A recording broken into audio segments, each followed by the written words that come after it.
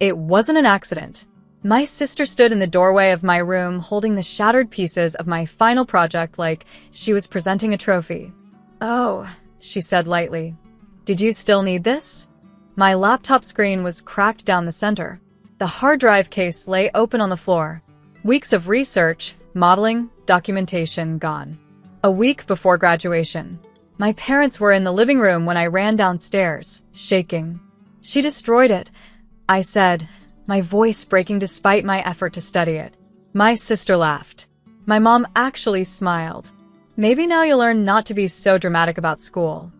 "Hi everyone, my name is Rowan." I remember standing there, trying to process how easily they dismissed something that had consumed my life for months. This project wasn't extra credit. It was the reason I had secured interviews. The reason professors took me seriously. My dad chuckled. "If it was that important, you should have backed it up." I felt something inside me shift. Not loud, not explosive, just a clean fracture.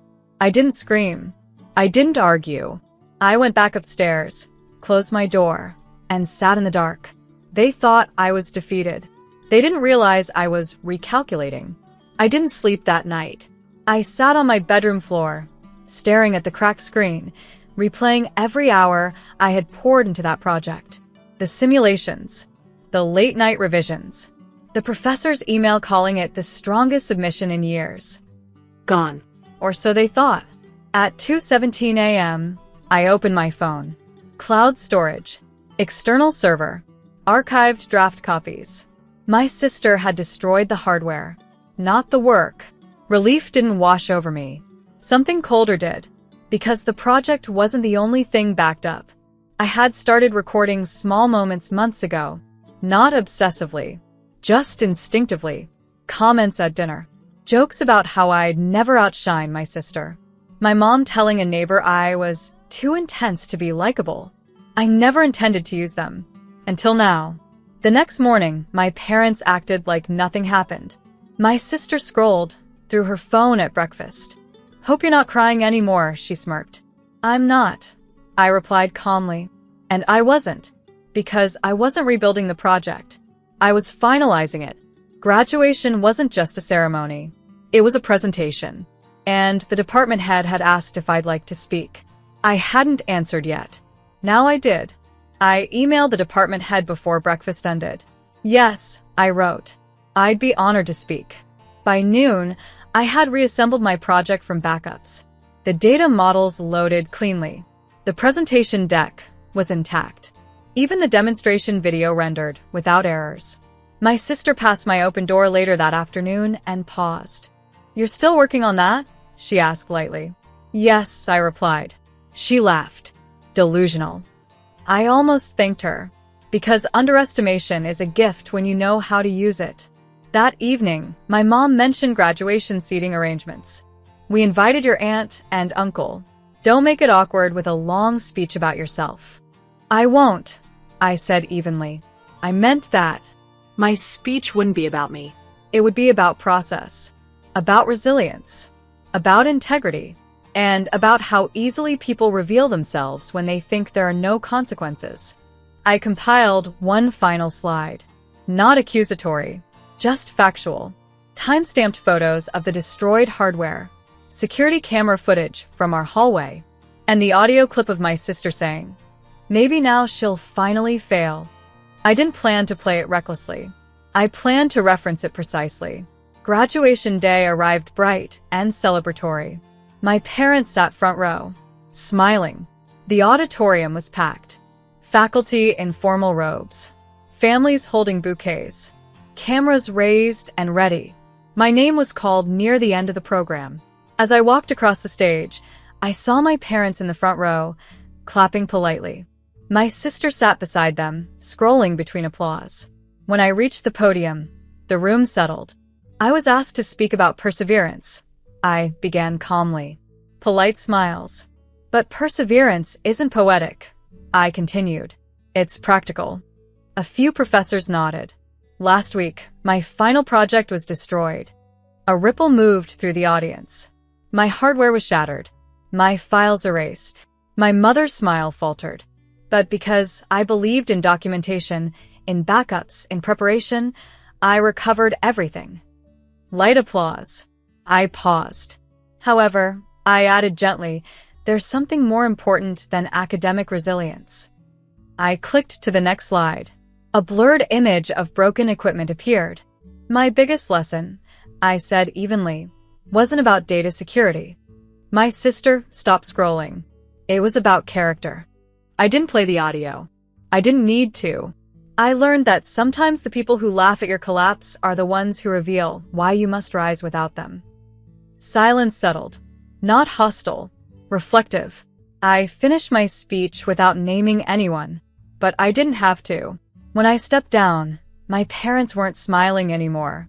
The applause came slowly. Not explosive. Not dramatic. Just steady. When I returned to my seat, my parents didn't look at me. My sister leaned closer to my mom and whispered something sharp. I didn't strain to hear it. I already knew the tone. After the ceremony, relatives approached with hugs and compliments. That was powerful. You spoke with so much maturity. My mom's smile was tight when she finally reached me. You made that about us, she said quietly. No, I replied evenly. I made it about truth. My sister stepped in front of me. You embarrassed this family. I studied her for a moment. You destroyed my work, I said calmly. You laughed. It was a joke, she snapped. It wasn't, I answered. Dad cleared his throat. Enough. Let's not cause a scene. Scene. The word almost made me laugh. You didn't mind the scene when my project was smashed, I said softly. My mom's expression hardened. You're being dramatic again. I looked around at the faculty, at my professors who had just congratulated me. No, I said. I'm being done. The words surprised even me, because they weren't emotional. They were final. I handed my diploma to my fiancé. Then I walked past my family without waiting for photos. They didn't follow me immediately. They were too busy explaining. I could hear my mom's voice behind me, tight, defensive. She's always been sensitive. My sister chimed in with something about stress and exaggeration. I kept walking. Outside, the air felt different. Lighter. Not because I had graduated. Because I had stopped negotiating for basic respect. My phone buzzed. A message from my sister. You really think you're better than us now? I didn't reply. Another came through from my mom. You'll regret humiliating your own family. Humiliating. That word again. I thought about the shattered laptop. The laughter. No one had worried about humiliation then. By the time I reached my car, my dad finally caught up. You made your point, he said, voice lower now. Let it go. I did, I replied. He frowned. What does that mean? It means I'm not coming to Sunday dinners anymore. Silence. You're overreacting. No, I said calmly. I'm adjusting. He looked at me like I was abandoning them. Maybe I was. But I wasn't abandoning myself. And that difference mattered more than reconciliation ever had. The messages escalated over the next week. Long paragraphs about loyalty. About how families fight but forgive. About how I was throwing everything away over one mistake. One mistake. I muted the thread. My sister tried another tactic. Mom's crying, she texted. You've broken her heart. I stared at the screen, remembering how easily she'd laughed while mine cracked open. Then my dad called. You're being stubborn, he said flatly. I'm being consistent, I replied. With what? With consequences. He exhaled sharply. You think cutting us off proves something? No, I said. It protects something. My peace. My boundaries. My future. That weekend, they posted photos at dinner without me. Captioned it. Family is everything. I didn't feel excluded. I felt relieved. 2 days later, I signed the lease on an apartment across town. Small. Bright. Mine. When I packed my things, my sister stood in my doorway one last time. You'll come back, she said confidently. I looked at her calmly. No, I answered. She laughed like I was bluffing. But this wasn't a fight. It was an exit. And I wasn't leaving angry. I was leaving aware. I didn't announce my move. I didn't post dramatic quotes or change my last name on social media. I simply redirected my mail, transferred my accounts, and stopped showing up. Sunday dinners continued without me. At first, they texted updates, then reminders, then accusations. You're isolating yourself. You'll need us one day. I saved every message without replying.